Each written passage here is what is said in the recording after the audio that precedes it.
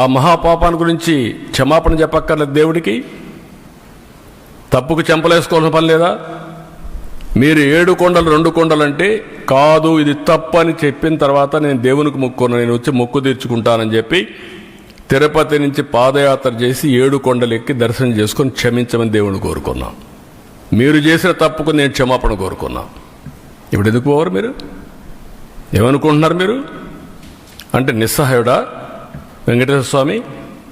మనకు నమ్మకాలు లేవా? ఆ నమ్మకాన్ని వమ్ము చేయడానికి కానీ నమ్మకాన్ని దెబ్బతీయడానికి మీరు ఎవరండి?